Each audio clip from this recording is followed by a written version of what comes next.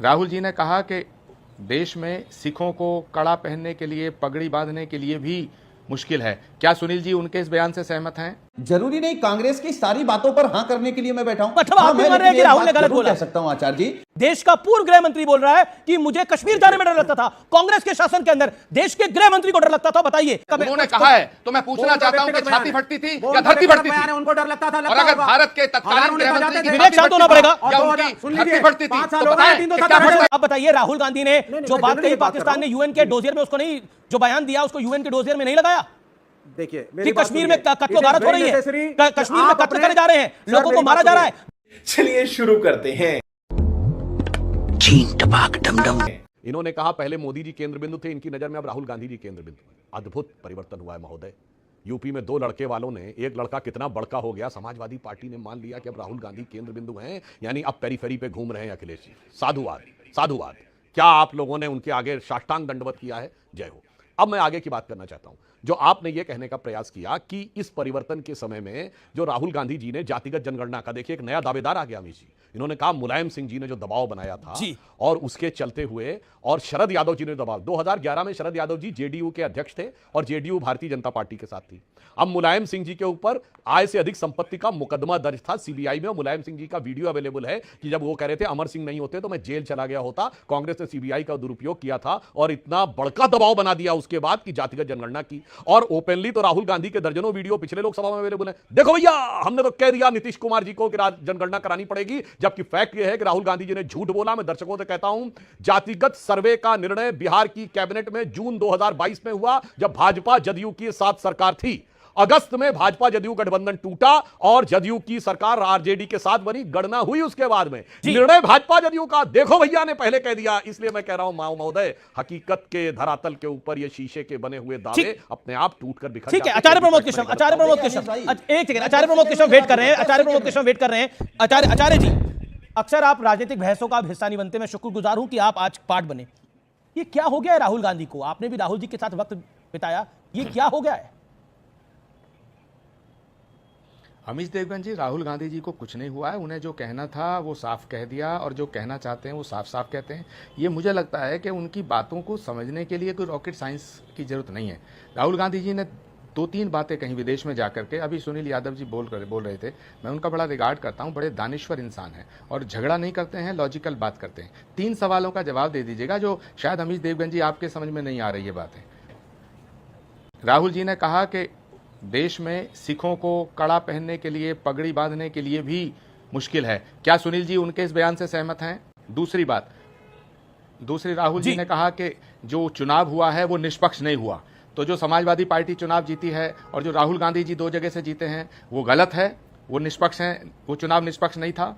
ये उन्होंने साफ साफ कहा। इसे समझने के लिए मुझे नहीं लगता किसी रॉकेट साइंस की जरूरत है। अब सवाल उठता है कि वो जिस व्यक्ति से मिले, वहाँ की सांसद से मिले, वो ISIS से उसका संबंध है, वो सरेआम मिले। राहुल गांधी जी जिससे मिले डंके की चोट पे मिले। भाई राहुल गांधी जी जो कर रहे हैं वो बिल्कुल साफ साफ कर रहे हैं, लेकिन आपको समझ में नहीं आ रहा। पहले वो जो नरेंद्र मोदी जी को गाली देता था, नरेंद्र मोदी जी को बेइज्जत करता था, नरेंद्र मोदी के जो खिलाफ होता था उससे मिलते थे। लेकिन आज राहुल गांधी जी ने अपना पूरा एकदम इरादा साफ कर दिया है कि जो भारत को गाली देगा मैं उससे मिलूंगा, जो भारत का विरोध करेगा मैं उससे मिलूंगा, भारत तोड़ने की बात करेगा राहुल गांधी उससे मिलेंगे। अमित देवगन आप सोच लेना, मेरे सवालों का जवाब मैं सुनील यादव जी से चाहता हूं। सुनील यादव तीनों पॉइंट पे। ठीक है, क्या आप राहुल गांधी जी के इस बयान से सहमत है कि भारत में सिखों को पगड़ी पहनने में दिक्कत है? क्या आप राहुल गांधी जी के इस बयान से सहमत हैं कि ये जो चुनाव हुआ निष्पक्ष नहीं था, ये बेईमान? सुनील यादव। और तीसरी बात कह के अपने सवाल को खत्म करूंगा कि जो राहुल गांधी जी ISIS के समर्थक वहां जो अमेरिका में उससे मिले, क्या आप सहमत हैं? क्योंकि आपकी पार्टी उस नेता ने स्थापित की थी जिस नेता ने सबसे पहले भारत को चीन से खतरे के लिए सुनील यादव जवाब 50 सेकंड। आप तीनों सवालों पर राहुल गांधी जी से सहमत हैं? देखिए मैं आचार्य जी का धन्यवाद, इसका जवाब चाहिए कि जो बात मैं भूल गया था, मैंने उस दिन अमीश भाई आपकी डिबेट में कहा था कि चाइना देश का सबसे बड़ा दुश्मन है। ये बात नेताजी लगातार सदन में और भाषणों में कहते रहे हैं, आचार्य जी की बात का जवाब। 40 सेकंड्स लेफ्ट। एक बात मैं बहुत अनुरोध के साथ आचार्य जी से ये कह रहा हूं कि मैं समाजवादी पार्टी का वर्कर हूं, समाजवादी पार्टी का प्रवक्ता हूं, मैं कांग्रेस का नहीं हूं।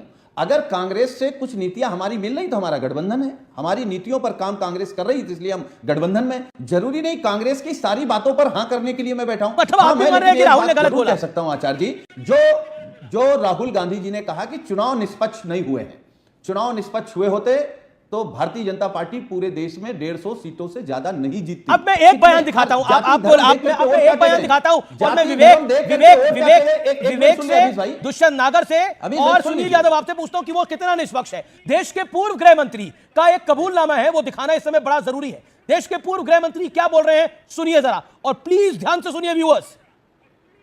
जब मैं होम मिनिस्टर था उसके पहले मैं उनके पास जाता था और एडवाइस भी मांगता था, तो उन्होंने मुझे एक ऐसा असली एडवाइस किया कि सुशील बोले तू इधर उधर मत भटक, तू लाल चौक में जाके वहाँ भाषण कर, कुछ लोगों से मिल और दल लेक में घूमते चलो ऐसा।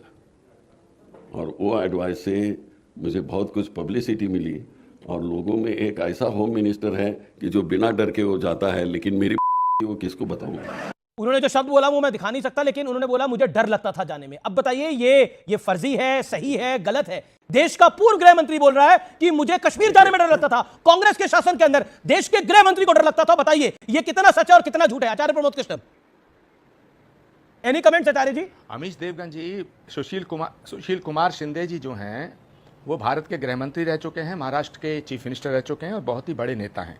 मैं उनका बड़ा रिगार्ड करता हूं, लेकिन उन्होंने जो बोला है, उन्होंने बोला है कि भाई कश्मीर जाने में इतना डर लगता था, और उन्होंने तो जो बोला आपने उसको रोक क्यों दिया? आपको टेलीविजन पे दिखाना चाहिए था। आखिरकार भारत के गृह मंत्री ने पब्लिक के सामने बोला है, तो उन्हें बताना चाहिए क्या धरती फटती थी या छाती फटती थी या छाती फटती थी। कश्मीर में जाने से जो उनकी छाती फटती थी तो बताना चाहिए, और ये छुपाना नहीं चाहिए। उन्होंने क्या बोला इसको बताना चाहिए, क्योंकि कश्मीर के जो हालात थे और जो कश्मीर के आज हालात हैं उनमें जमीन आसमान का अंतर है। सुशील कुमार शिंदे, सुनिए पहले इसमें इंटरप्ट करिए, सुशील, ये बड़ा सेंसिटिव इशू है। सुशील कुमार शिंदे जी ने जो कहा है वही असली परिवर्तन है 2014 से पहले के भारत का और 2014 के बाद के भारत का। कश्मीर भारत का अभिन्न अंग है, ये पहले सिर्फ कहा जाता था, लेकिन जमीनी हकीकत ये थी कश्मीर भारत का अभिन्न अंग नहीं था। कुमार शिंदे जी के बयान से जाहिर होता है, आज कश्मीर भारत का अभिन्न अंग है, ये धरती पे सिद्ध हो चुका है। कुछ भी नहीं फट रहा था। पहली चीज, सुशील जी तो फट रहा था, कश्मीर हमेशा भारत का अंग था, हमेशा। सुनिए पहले, हमेशा भारत का अंग नहीं, था। पहले इसको क्लैरिफाई करिएगा, जब क्या हमारे धरती मित्र फट आचार्य रही जी, थी या छाती फट रही थी? सुन लीजिए, क्लैरिफाई कर रहा हूं ना। जब आप कांग्रेस में थे तब भी कश्मीर भारत का था, आज कांग्रेस में आप नहीं है तब भी कश्मीर भारत का है। लेकिन इसको क्लैरिफाई देश के सामने करना पड़ेगा। विवेक जी, मैं पूरा क्लैरिफाई कर रहा हूं सर। क्या फट रहा था?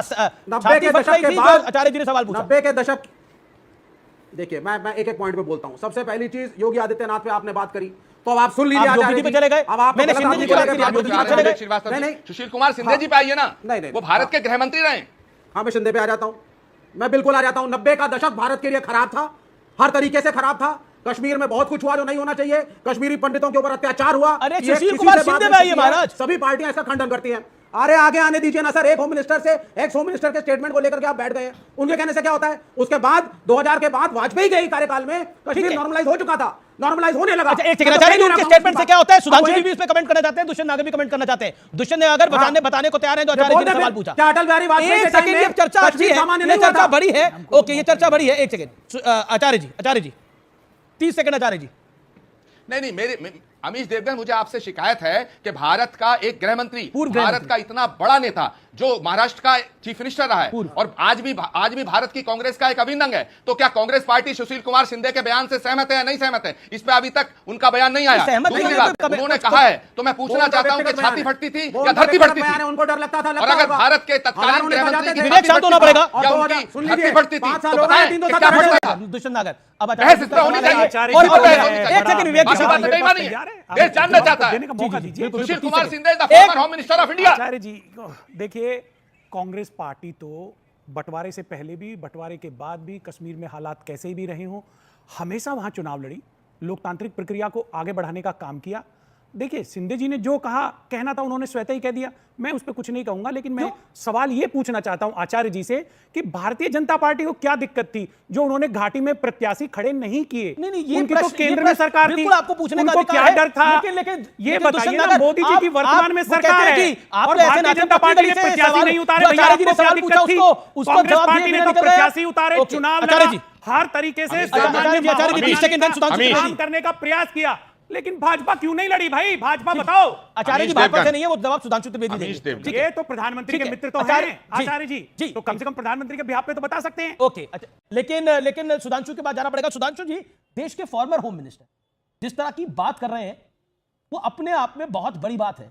वो कहते हैं मुझे तो एडवाइस दी जाती थी कि तुम तभी अच्छे दिखोगे जब कश्मीर के डल लेक पर, लाल चौक पर दिखोगे और लोगों से बात करते हुए, गुफ्तगू करते हुए देखेंगे। उन्होंने बोला नहीं, मैं तो नहीं, मुझे एडवाइस तो देते थे लेकिन मुझे तो डर लगता था भाई इन सब करने से। उन्होंने जो एग्जैक्ट शब्द बोले, जो एएनआई के पास, एएनआई ने जिसको ट्वीट करा, वो सार्वजनिक पटल पर है। देखिए, सुशील कुमार शिंदे जी के वक्तव्य ने एक दावे को तो फाड़ के रख दिया है। वो दावा जानते क्या है? डरो मत।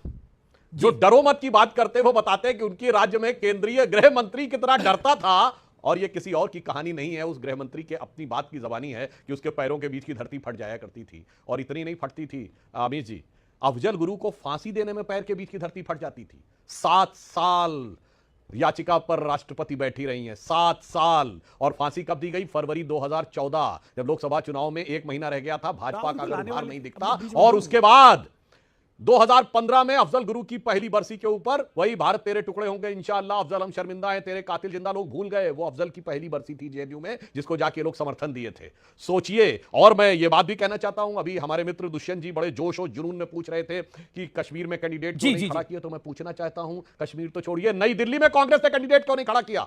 भारत के इतिहास में पहली बार जहां गांधी परिवार का वोट है, वहां कांग्रेस को वोट नहीं दिया गांधी परिवार ने। कौन सा डर था मेरे भाई? और आज शिमला में तुम्हारी सरकार कितनी डरी हुई है कि ये बोल नहीं पा रही है कि अगर अवैध निर्माण होगा तो हम इसको ढहा देंगे। डरो मत, डरो मत। पूछो कितने डरे हुए थे और आकर क्या कहते जा रहे हैं। मैं कहना चाहूंगा, सुनील यादव, धरती कश्मीर के पैरों के नीचे की धरती फट रही थी क्या?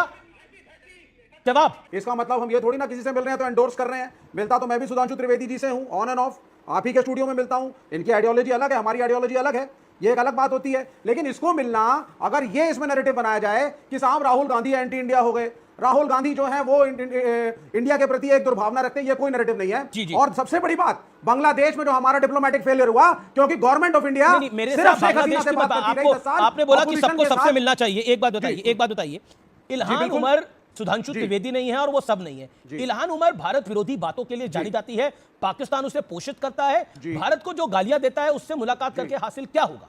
पॉइंट ये है। और ये एक बार ही नहीं है, मेरे पास जेरेमी कॉर्बिन से मुलाकात है, अच्छा लंदन में जाकर। अच्छा, इसके अलावा क्यों ऐसी बार बार मुलाकातें होती है, बातें होती है जिसका फायदा भारत विरोधी ताकतों को मिलता है?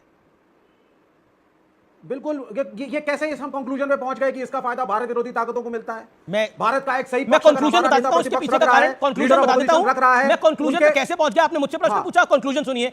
आप बताइए, राहुल गांधी ने जो बात कही पाकिस्तान ने यूएन के डोजियर में, उसको नहीं, जो बयान दिया उसको यूएन के डोजियर में नहीं लगाया देखिए कि कश्मीर में कत्लोगारत हो रही है, कश्मीर में कत्ल करे जा रहे हैं, लोगों को मारा जा रहा है। तो राहुल गांधी ने यहां बयान दिया हिंदुस्तान के अंदर, वो बयान पाकिस्तान ने अपने डोजियर में लिख के यूनाइटेड नेशंस में पेश किया।